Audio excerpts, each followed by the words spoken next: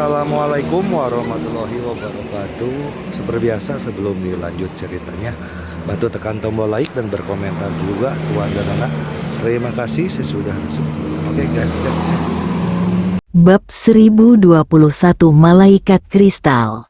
Di langit malam yang gelap, sebilah pedang berkelebat, sangat tajam, dan tiba-tiba, secepat kilat, pedang itu menembus dada Ratu Hutan. Pada saat ini, Song Yan sangat tegas dan percaya diri. Dia menyerang pedang itu tanpa ragu-ragu. Sekali anak panah ditembakkan, tidak ada jalan kembali. Dia juga bertaruh bahwa Ratu Hutan tidak akan mampu menahan gerakan ini dalam sekejap mata. Sizi memegang hatinya. Sebelum bilah pedang yang tajam itu menyentuh dada sang Ratu Hutan, terlebih dulu telah ada tenaga pedang yang tak kasat mata datang, menembus tepat ke jantung sang Ratu Hutan, lalu menghancurkannya dengan mudah. Memanggil, Ratu Hutan tidak sempat bereaksi karena bilah tajam di tangan Song Yan sudah menembus dadanya. Di bawah langit malam, sosok dalam rok panjang hijau tua membentuk kontras tajam dengan gaun putih Song Yan, dan kedua sosok itu tampak membeku di udara. Setelah beberapa saat, jejak darah mengalir keluar dari mulut Ratu Hutan. Song Yan tiba-tiba mengerahkan tenaga dan menghunus pedangnya. Mata sang Ratu Hutan telah meredup dan vitalitasnya memudar bagaikan air pasang. Pedang Song Yan menusuk langsung ke jantung dan menghancurkan jiwa. Pada saat itu, energi pedang memenuhi seluruh tubuh Ratu Hutan. Ledakan, tubuh Ratu Hutan terjatuh dengan keras ke tanah, tak bergerak, dengan mata yang masih terbuka. Dia tidak pernah menyangka bahwa dia akan meninggal di gunung ini tepat setelah bergabung dengan aliansi baru dan sebelum dia sempat menikmati perlakuan suci dari 12 dewa aliansi baru. Terlebih lagi, orang yang membunuhnya bukanlah pembunuh Tao Hua, tetapi seorang wanita tak dikenal. Di udara, sang dewi kecil mengepakkan sayapnya dengan gembira dan bersorak 2 kali, "Cip." Pada saat yang sama, sang dewi kecil terbang menuju bahu Song Yan. "Dewi kecil, tunggu sebentar. Aku masih harus pergi membantu Cu Chen." Song Yan melirik pisau pendek di tangannya. Pedang pendek yang diperoleh dari gua Raja Yan ini terlalu kuat. Saat dia menampilkan Sizi Holding the Heart tadi, Song Yan merasakan kekuatan pedang pendek itu. Saat energi pedang muncul, ia langsung masuk ke jantung dan menghancurkan jiwa Ratu Hutan. Cu Chen tidak pernah menyangka bahwa Song Yan akan menyelesaikan pertempuran secepat itu, dan dia langsung tertawa. "Istriku, kamu lihat saja dari samping. Aku bisa mengatasi orang ini." Meski tampaknya kedua belah pihak berimbang, Cu Chen, selain mahkota di tangannya, hanya bisa mengandalkan telapak tangan untuk menghadapi Paus Kaiser. Akan tetapi, Paus Kaiser sudah mengerahkan segenap kemampuannya, tidak hanya menggunakan jubah emasnya sebagai pertahanan, tetapi juga tongkat kerajaan sebagai alat penyerangan, meminjam kekuatan senjata sihir kuno. Namun ia hanya bisa bertarung seri dengan Cu Chen. Melihat Ratu Hutan dipenggal, Paus Kaiser menjadi semakin bingung dan ditangkap oleh Cu Chen, yang menyerang balik berulang kali. Jika bukan karena pertahanan jubah emas yang menghalangi sebagian serangan Cu Chen, Paus Kaiser pasti sudah dikalahkan sejak lama. Meski begitu, Paus Kaiser berada dalam kekacauan dan mundur berulang kali. Paus Kaiser sangat terkejut. Kekuatan pria dan wanita berada di atas standar 12 dewa aliansi baru. Ada begitu banyak orang berkuasa di Tiongkok, Paus Kaiser mulai berpikir untuk mundur. Dia melambaikan tongkatnya ke arah Chu Chen sekali, lalu berbalik dan pergi. Tentu saja, Chu Chen tidak akan membiarkan Paus Kaiser datang dan pergi dengan bebas. Jadi dia mengejarnya dengan cepat, dan mahkota di tangannya langsung menghantam bagian belakang kepala Paus Kaiser melalui seni mengendalikan objek melalui udara. Merasakan krisis di belakangnya, Paus Kaiser tidak dapat melarikan diri dan tiba-tiba berbalik ke samping. Namun, yang tidak disangkanya adalah mahkota terbang itu benar-benar dapat berputar. Pada saat Paus Kaiser menghindar ke samping, mahkotanya sudah menghantam satu sisi Paus Kaiser. Dengan suara keras, telinga kiri Paus Kaiser berdengung dan seluruh tubuhnya terhuyung. Brengsek, Paus Kaiser murka dan menggenggam erat tongkat kerajaan di tangannya karena mahkota akan datang lagi. Mahkota mengenai Paus. Ledakan. Setelah terkena mahkota untuk kedua kalinya, Paus Risi berjuang untuk mengambil tongkat kerajaan di tangannya, menahan rasa sakit yang hebat di wajahnya, dan bahkan mimisan mengalir. Dengan suara gemuruh yang keras, Paus Risi memukul mahkota itu dengan tongkat kerajaan. Kejutan mahkota, ding ding ding. Suara renyah terdengar di puncak gunung di malam yang gelap. Dalam sekejap mata, tongkat kerajaan itu telah mengenai mahkota itu tidak kurang dari 100 kali. Dan tiba-tiba, sebuah retakan muncul pada mahkota yang terbuat dari emas itu. Dengan ledakan keras, dengan serangan lain dari tongkat kerajaan, mahkota itu hancur dan jatuh ke tanah. Pada saat mahkota itu jatuh ke tanah, cahaya kristal muncul dalam kegelapan. Sebuah bola kristal sebesar kepalan tangan bayi jatuh ke rumput, memancarkan cahaya yang sangat lembut. Paus Kaiser tiba-tiba menoleh, dan setelah terdiam sejenak, dia langsung sangat terkejut dan gembira. Malaikat kristal. Paus Kaiser bergegas maju. Namun, sebelum dia bisa mengambil bola kristal itu terbang secara otomatis dan jatuh ke tangan Chu Chen. Chu Chen mengambilnya dan memainkannya sebentar. Dia tidak menemukan sesuatu yang aneh pada saat itu. Namun, karena bola kristal itu dapat membuat Paus Kaiser kehilangan ketenangannya seperti ini, bola kristal itu pasti memiliki asal-usul yang luar biasa. Chu Chen segera memasukkan bola kristal ke Chang Tianbei. "Kamu?" Paus Kaiser menatap Chu Chen dan berkata dengan suara keras, "Ini adalah kristal malaikat, milik istana kerajaan."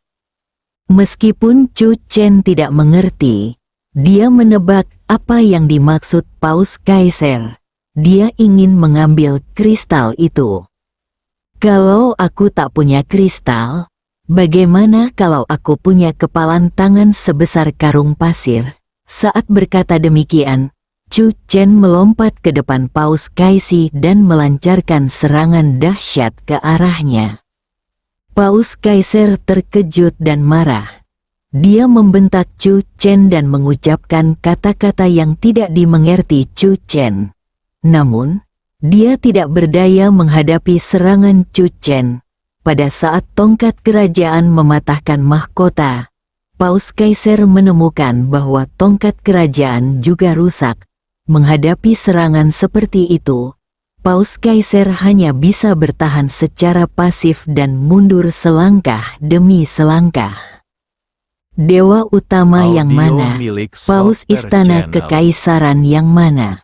Chu Chen menjadi semakin berani seiring berjalannya pertempuran. Ia memasuki kondisi yang tepat. dan menggunakan telapak tangan naga pengembara abadi untuk menyerang Paus Kaisi beberapa kali berturut-turut. Saat dia melancarkan serangan telapak tangan terakhirnya, Chu Chen merasa seolah-olah sedang terjebak dalam sebuah kondisi yang sangat misterius. Kekuatan dahsyat di dalam tubuhnya yang ditarik keluar oleh telapak tangan abadi naga pengembara akhirnya sepenuhnya dikendalikan oleh Chu Chen dan meledak keluar dari telapak tangannya. Ledakan. Pada saat ini, kekuatan telapak tangan naga pengembara abadi meningkat beberapa kali lipat. Paus Kaiser sama sekali tidak dapat mengantisipasinya. Tubuhnya terbanting dan darah mengalir deras di malam yang gelap itu. Dia terjatuh ke tanah dengan suara keras. Jubah emasnya berlumuran darah dan debu, tampak dalam keadaan menyedihkan. Wajah Paus Kaiser juga tampak sangat mengerikan, dengan darah dari hidung dan mulutnya bercampur. Namun pada saat ini, Paus Kaiser segera bangkit saat ia mendarat. Dia tahu bahwa berbaring di tanah akan menyebabkan kematian. Jika Anda ingin melarikan diri malam ini, Anda hanya dapat mengandalkan kartu truf terakhir Anda. Pada saat ini, Paus Kaiser tidak lagi memiliki keraguan dan langsung mengeluarkan kartu truf penyelamat hidupnya dari dasar kotak. 5 paku keluar dari telapak tangan Paus Kaiser. Paku Suci Istana Kerajaan, Bab 1022 Melarikan Diri. Bagi Istana Kekaisaran Barat, setiap paku suci kekaisaran sangatlah berharga. Tidak ada metode di dunia saat ini yang dapat menghasilkan paku suci kekaisaran. 5 paku suci kekaisaran di tangan Paus Kaisi kini semuanya berasal dari zaman kuno. Saat paku-paku tersebut diperoleh dari berbagai reruntuhan istana kekaisaran setelah energi spiritual dihidupkan kembali. Jika dia tidak dipaksa ke dalam situasi ini oleh Chu Chen, Paus Kaisi akan enggan menggunakan kelima paku suci kekaisaran ini. Kekuatan 5 paku suci kekaisaran cukup untuk menghancurkan gunung ini hingga rata dengan tanah. Paus Kaisi menatap Chu Chen dengan mata yang sangat dingin. Dia benar-benar tidak menyangka akan dipaksa sampai ke titik ini oleh si pembunuh Tao Hua malam ini. Pada saat ini, Dewi kecil yang melayang di langit tiba-tiba memanggil Chu Chen dan Song Yan 2 kali. Suaranya agak tergesa-gesa.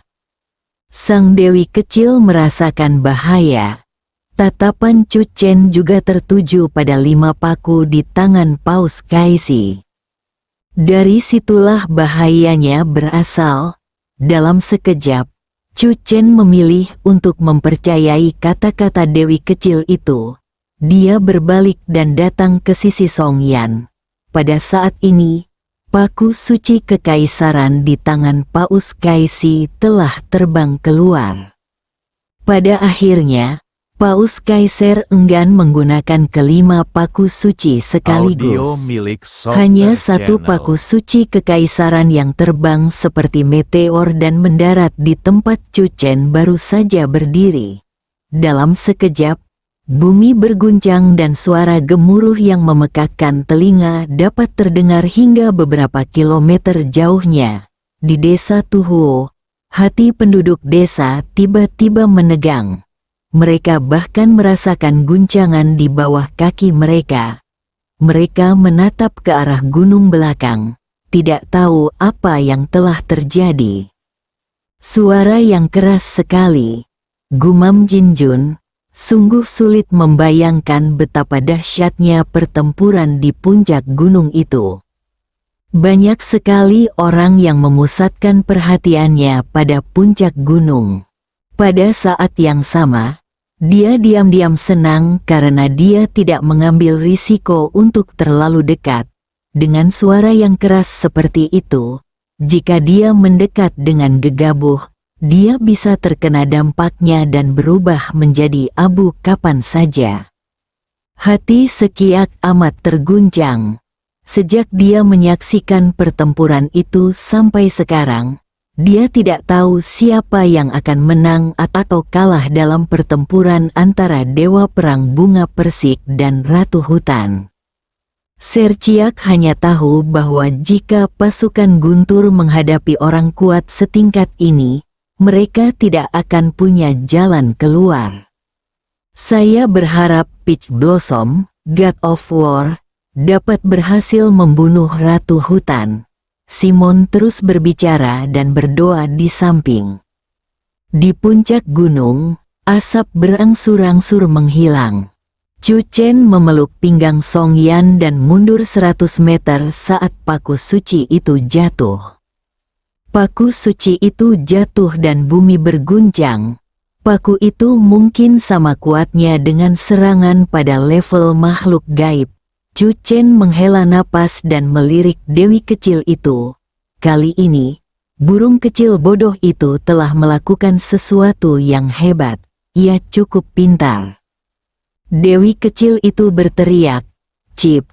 Saat Paus Kaiser mengayunkan paku suci kekaisaran, dia berbalik dan terbang menjauh tanpa melihatnya.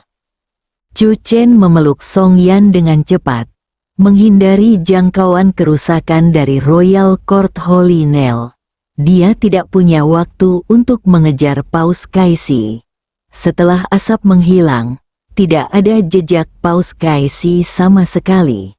Hal ini membuat Chu Chen tercengang, dia kabur begitu saja. Tindakan Paus Kaiser berada di luar dugaan Chu Chen. Paus Kaisi pasti ingin membunuhnya malam ini dan dia jelas sangat ingin mendapatkan kristal itu di tangannya. Menurut pendapat Chu Chen, Paus Kaisi memiliki total 5 paku seperti itu di tangannya. Setelah mengayunkan salah satu paku, dia pasti akan memanfaatkan situasi dan mengayunkan paku satu demi satu untuk menimbulkan korban. Chu Chen juga waspada terhadap pengejaran Paus Kaisi, jadi dia bergegas menuju Song Yan sesegera mungkin, tetapi dia tidak menyangka bahwa Paus Kaisi berbalik dan melarikan diri. Dia tidak ingin membunuhku, tapi dia juga tidak menginginkan kristal itu. Chu Chen bingung dan tidak dapat menemukan jawabannya. Saya baru saja mendengar dari Paus bahwa ini adalah kristal malaikat, kata Song Yan. Pada saat ini, dewi kecil itu telah melebarkan sayapnya dan mendarat dengan mantap di pundak Song Yan.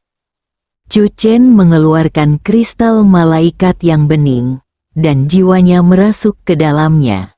Dalam sekejap, pemandangan yang dirasakan oleh jiwanya adalah istana kekaisaran kuno. Sudut yang dirasakan jiwa itu menghadap ke seluruh istana kekaisaran kuno. Istana kekaisaran kuno, yang terdiri dari bangunan berbentuk menara, dipenuhi dengan suasana misterius. Jiwa Chu Chen ingin menyelam dan memasuki bagian dalam istana kekaisaran kuno ini, tetapi dihalangi oleh kekuatan misterius. Anda hanya dapat menonton dari kejauhan dan mengabaikannya. Setelah beberapa saat, Chu Chen menarik jiwanya dan melirik Song Yan. Song Yan juga mencobanya, dan pemandangan yang dilihatnya sama dengan apa yang dilihat Chu Chen. Kristal malaikat ini ya, Chu Chen memikirkan sesuatu. Ini agak mirip dengan batu hamil dewa. Song Yan terkejut. Mungkinkah ada roh orang kuat dari istana kekaisaran di dalam kristal malaikat? Chu Chen tersenyum. Tidak ada istri di kue istri. Dan mungkin tidak ada bidadari di kristal bidadari. Mari kita abaikan saja untuk saat ini. Chu Chen mengumpulkan kristal malaikat dan memasukkannya ke dalam cangkang Changtian. ada kemungkinan besar bahwa kristal malaikat itu berisi roh primordial. Tetapi sekarang bukan saat yang tepat untuk mempelajarinya. Terlebih lagi, Chu Chen telah melihat terlalu banyak batu hamil dewa. Kristal malaikat dengan situasi serupa ini tidak terlalu menarik minat Chu Chen. Chu Chen mengangkat kepalanya dan melihat ke area yang baru saja ditutupi oleh paku suci Istana Kekaisaran. Sebuah lubang besar yang dalam muncul. Kalau saja sang dewi kecil tidak mengingatkannya tepat waktu, paku tadi pasti telah melukainya. Chu Chen tidak terkejut bahwa Paus Kaisi mengeluarkan senjata sihir kuno yang begitu kuat. Lagi pula, Chu Chen sendiri memiliki cangkang penghancur langit di tangannya, yang sebanding dengan serangan seorang pria kuat di alam kesengsaraan. Dunia ini begitu besar, dan ada begitu banyak petualangan, mustahil bagi Chu Chen untuk mengalami semuanya sendirian. Terutama di era ini, ketika energi spiritual bangkit kembali dan peluang ada di mana-mana, orang dapat melambung menuju kesuksesan kapan saja. Puluhan mil jauhnya dari gunung tempat pertempuran terjadi, sesosok tubuh berhenti dalam kepanikan, terengah-engah, jubah emasnya kusut dan robek, berlumuran darah. Napasnya tidak teratur dan wajahnya berlumuran darah. Paus Kaiser tidak pernah merasa malu seperti ini seumur hidupnya. Semua ini berkat Peach Blossom. Paus Kaiser berbalik dan menatap tajam ke arah dia melarikan diri. Tentu saja dia ingin membunuh si pembunuh Taohua. Tetapi penggunaan setiap paku suci istana kerajaan memerlukan kekuatannya sendiri untuk mengoperasikan dan mengendalikannya. Ketika Paus Kaisi menggunakan paku suci istana kerajaan yang pertama, ia menyadari bahwa konsumsi dayanya terlalu besar. Pertarungan sengit malam ini terlalu menguras tenaga baginya. Saat itu juga, Paus Kaisi dengan tegas memilih untuk mundur dan melarikan diri, dan disitulah titik paling kritis. Jika kau berani membawa kristal malaikat bersamamu, kau pasti akan mati. Paus Kaisi menatap ke arah dari mana dia datang, dan berkata pada dirinya sendiri dengan kasar, selama malaikat itu terbangun, pembunuh Taohua akan menjadi korban pertama setelah malaikat itu terbangun. Paus Kaisi mendengus dingin, menyeret tubuhnya yang terluka, berbalik dengan tergesa-gesa, dan segera menghilang di dalam malam. Bersambung.